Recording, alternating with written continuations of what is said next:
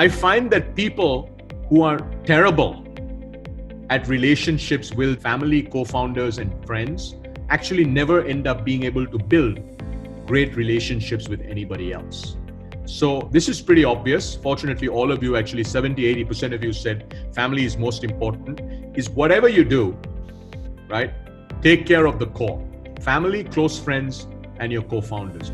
That is the core, right? If the core is weak, you will not get anything else right? So for instance, if your co-founding team falls apart in the next year or two, the reality is it is going to be very, very difficult to build an enduring company, right? So this is pretty obvious, but I wanted to start with that because, and this is important, right? How you treat and how you behave and how you act with your core in many ways is reflected about how you actually treat and act and relate to everybody else. You have to be selective.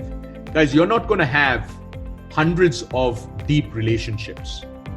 You will not. I mean, I don't think any human being does, right? And that's why I want to separate out deep relationships with having a large number of people right? Some of you will end up knowing a large number of people because that's sort of the way you're built. Some of you will not, but I'm not talking about that, right? I'm talking about deep relationships, right?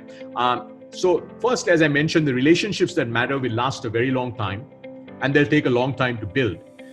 And the reality is you will need to take the time to invest in cultivating these relationships. So just from a pure time standpoint, this needs to be a short list. It cannot be a long list.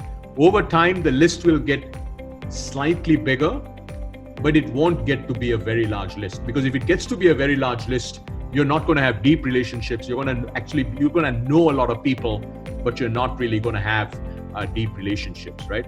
And your most important relationships, now I'm talking about mentors, customers, partners, influencers, will evolve over time. And again, I want to keep coming back to this, right?